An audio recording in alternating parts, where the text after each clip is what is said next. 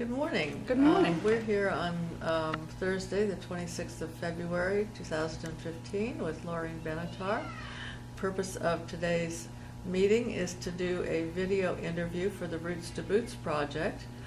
And I'm going to ask you, Laureen, to start out by telling us a little bit about your family history prior to coming to the continent of Africa. Where did your family begin their history for the best of your knowledge? In Africa, in Zimbabwe. My mother was born in Zimbabwe. What about grandparents? What do you know Yes. about your grandparents? My father's mother was born in Scotland, and my father's father was born in Wales. My mother's mother was born in Harwich in England, and my grandfather, my mother's father, was born in King Williamstown in South Africa. So my father's parents met and married in Port Elizabeth in South Africa in 1902, and they moved to Zimbabwe which was then called Southern Rhodesia, in 1910, I think. And why did they come to Africa from the British? I'm not sure why they left. You know, people were looking for jobs and places to go, and Africa was a brand new place to live, and this climate was awesome, and there were jobs, I assume. People were immigrating there. And then my grandmother on my mother's side she had the 1918 flu. And the doctor told her that she should go to a warmer climate, so she went to Africa. I went to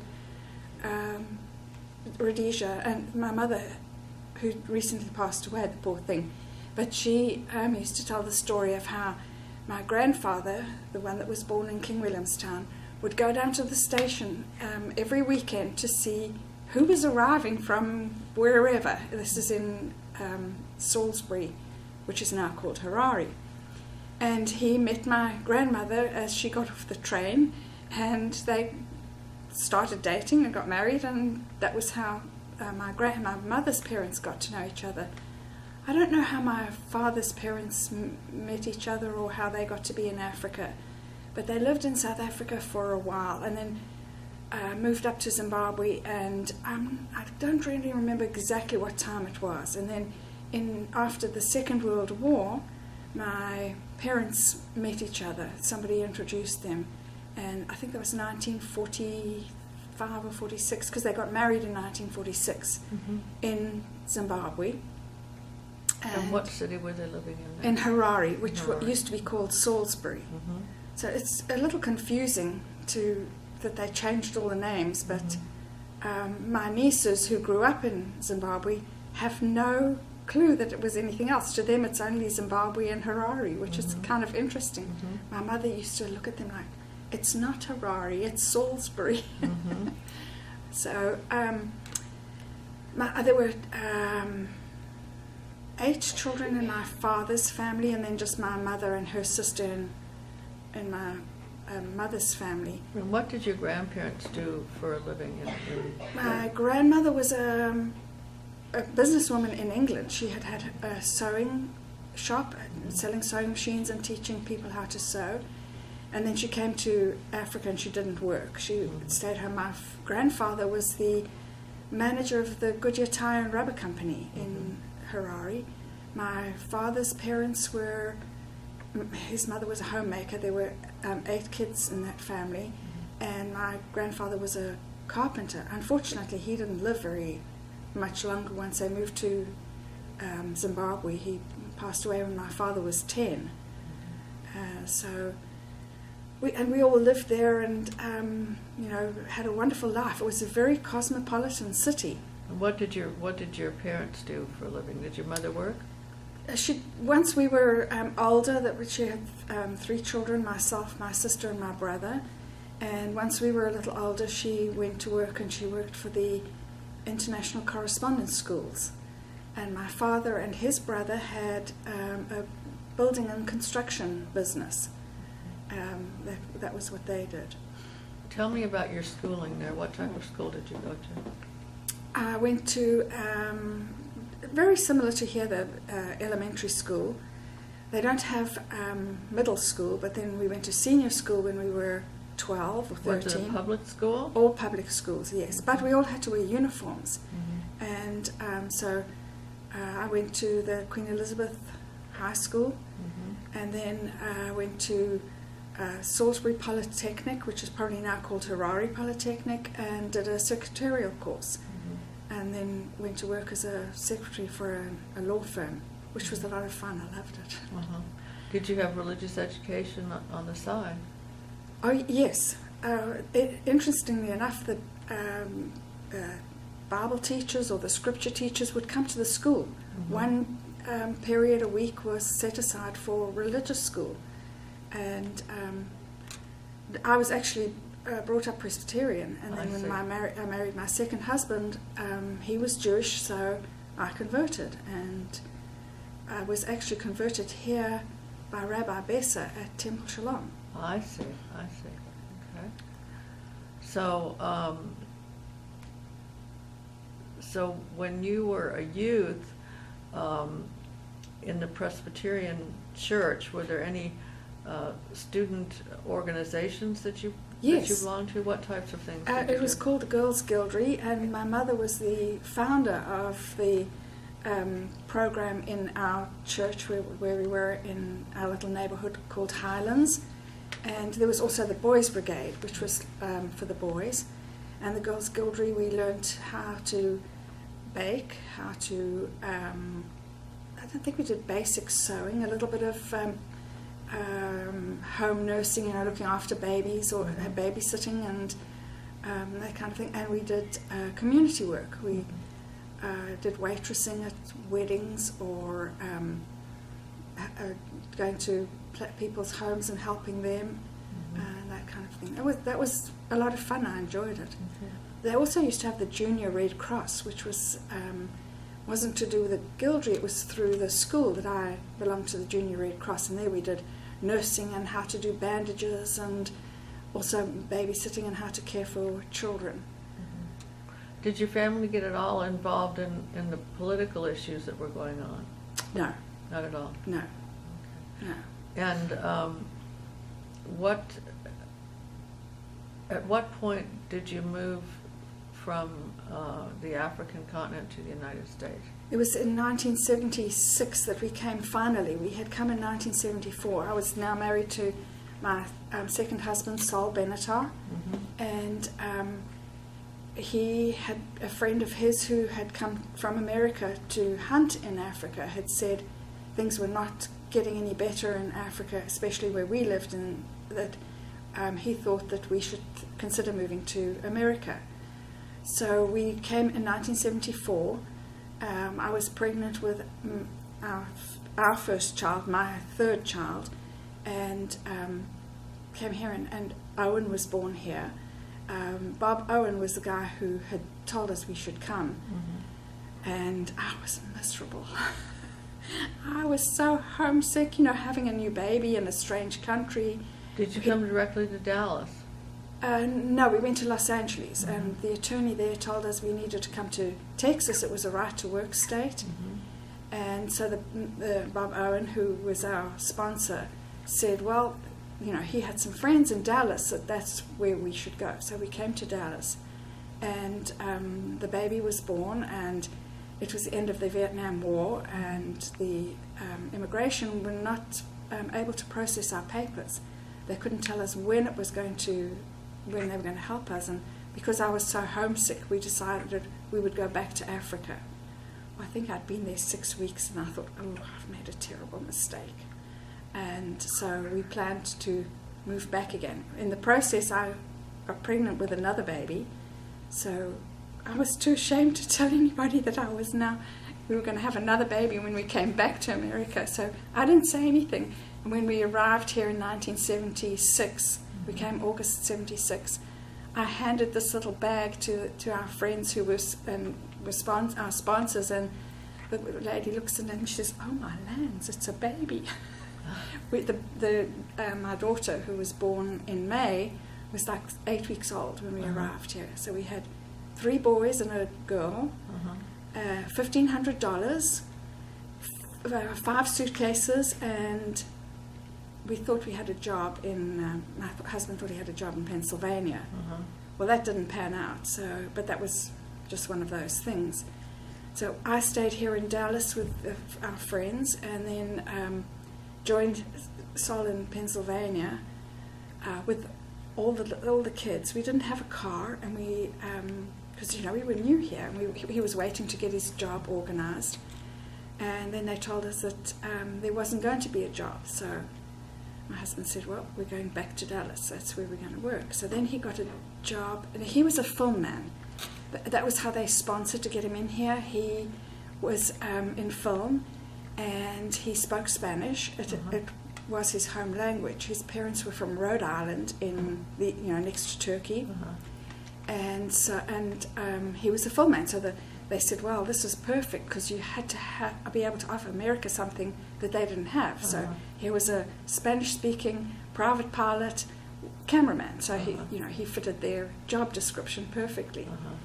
And so there was a man in Florida who needed a film man, a cameraman. So we went to Florida, and we were there about 6 months. And Sol said, this is crazy. I'm not getting anywhere. I'm just spinning my wheels. I don't know what he wanted to do. I think he thought that because he'd been a big deal cameraman in Zimbabwe, he was going to be famous and wanted here. But, we were little fish in a great big pool here.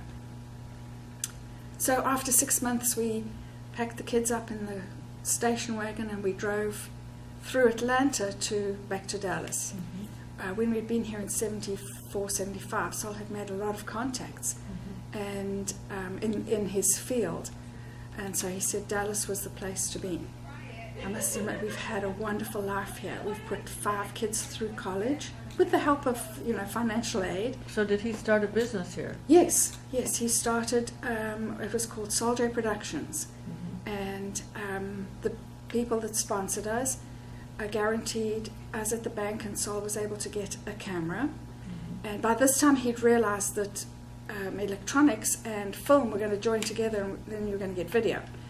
So he got a video camera, and he would go and videotape whatever needed to be done, a commercial or a documentary or that, and then he would hand the people the tape and come on home with his little camera in the back of his car. After about a year, probably, he said, this is not good enough. We need to have a 1-inch recording machine. And I said, well, fine, go ahead and, go see the bank. They loaned us the money for the camera, and we've been paying that off, see if they'll loan us money to buy a recorder, 1-inch recorder. I had no idea it was worth $50,000. And so I said, my goodness, we were living in an apartment. I said, that's my house. But it was providing us with income. And as I said, we came with $1,500, so 4 children and a cameraman supporting us. It was hard work. And my husband was 20 years older than me, so he was already in his 50s, or late 40s, early 50s, trying to get out there and start from scratch. And that was when he decided, that he was never going to get fired. He would just do his own thing, which he did, and worked really hard at it. At the same time, we decided that we needed to pull the rest of the family in. And the gentleman that had sponsored us passed away about 2 or 3 years ago, and I wrote to him before he died, and I said how wonderful it had been, what he had done for us, and that it had started out with 6 of us. Our first Thanksgiving in 1976 in Florida, there were 6 of us. And my oldest son, who was 6, said, when I said, I'm not cooking turkey, we'll just have chicken for Thanksgiving, he said, I'm going to be the only boy in the whole school that doesn't have turkey. So I said, fine, we'll make turkey. And so now, 30 years later, 35 years later, with us having pulled people in, and our children marrying and having children and that, there are probably 75 people that have come here from the first 6 of us. Come here to the United States. Wow. And most of us are living around here. I have a stepson in Sacramento, and a foster daughter in San Diego, and a stepdaughter in Austin, and then the rest of the family are in and around the Dallas area. And are any of them all involved in the business with you? Yes, my son, I don't have anything to do with the business anymore. Uh-huh. My son Owen is, he runs the business. Uh-huh. He does everything, and he still manages to give me something so that I can enjoy my life, keep up the style to which I'm accustomed. So what do you do with your life now that you're no longer I have working? 7 grandchildren, and I spend a lot of time looking after the grandchildren or visiting with them. I have, my mother was in the Cross Timbers nursing home around the corner from where I live, and there's a young girl there that I have taken under my wing. She's 36, and so I get stuff for Tracy and visit with her. I sew, crochet, and have a couple of friends that I hang out with. Do you have hobbies that you enjoy? Yeah, I like sewing, I like crocheting and knitting, and I also enjoy yard work, being out in, I call it my garden, I don't call it the yard. When the weather's nice, I'll be out working in my garden. Tell me about your children. I have 4 children. Derek is the oldest, and he has just turned 45. He's not married, and he lives in Farmersville and raises chickens. My second son, Grant, is in the media department. I think it's Tarrant County Junior College. He's married to Suzanne, and they have 2 children, Ethan and Sam. Ethan is 5, and Sam is about 18 months. And then my son Owen, who runs the business, is he's married and has 2 children. He's married to Roxy and Ashton and Micah. Ashton is 12, and Micah, a girl, is 8. And then my daughter Fleur is married to Will Witten, and they have 3 children. Gabrielle, who is a special needs child, she is non-verbal, and she's just turned 10. And then Fletcher is 6, just turned 6, and PJ, Philip Joseph, is 4. He's just turned 4. Wow. Yeah. A lot to keep you busy. Well, and also my husband had 6 children when I married him. Debbie, whom you know, or Debs, is one of the children. So she's my stepdaughter. And all of my stepchildren are just as important to me as my children. And so I have about 7 great-grandchildren. My husband, I'm a step-great-grandmother, but I remember all their birthdays and try to attend something with all of them at least once a year.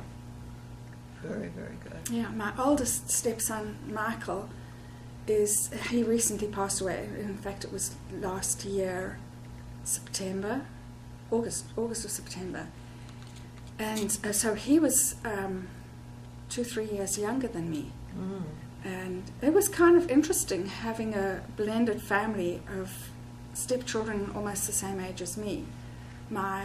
What's interesting is that my brother, who still lives in Zimbabwe, was very friendly with Michael, my oldest stepson. I see. And then my mother and Michael's mother, also my husband's first wife, lived next door to each other. Oh my goodness. Yes, in Africa. And then when we all brought them over here, they ended up living next door to each other at Spanish Village as well. Oh my goodness. Yes.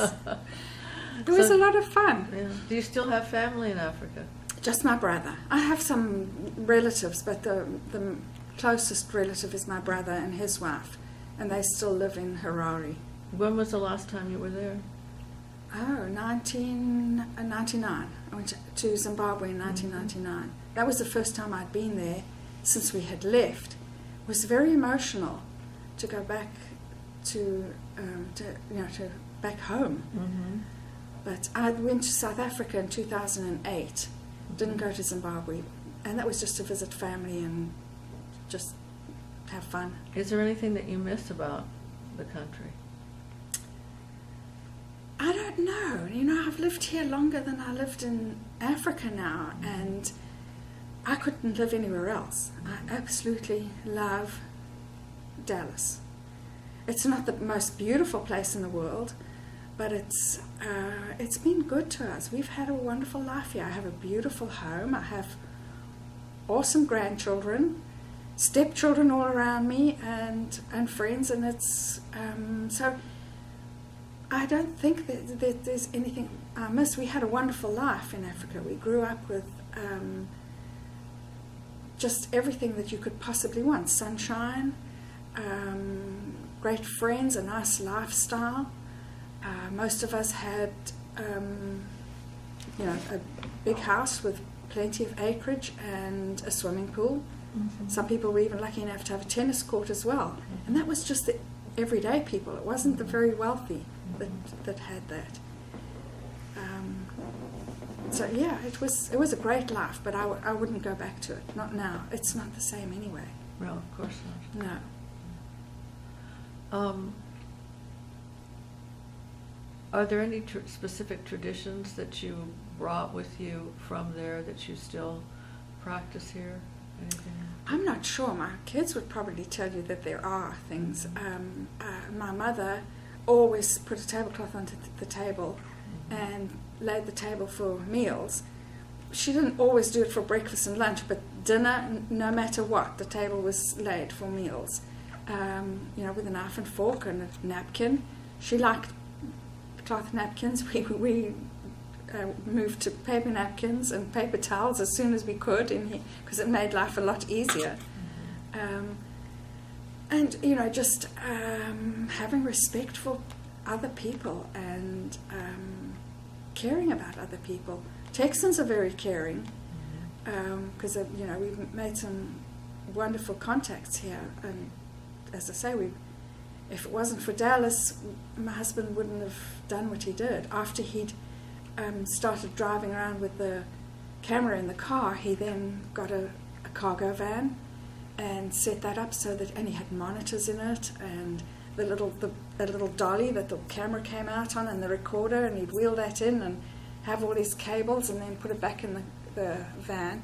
And then Debbie's brother Michael, my stepson that passed away, he took over Soldier Productions and turned it into a massive empire. He had semis, a fleet of semis that would go to the college games and videotape the college games. So ESPN in probably the early 90s or the 90s, all the college games came out of Michael's trucks that he had at the various universities or locations.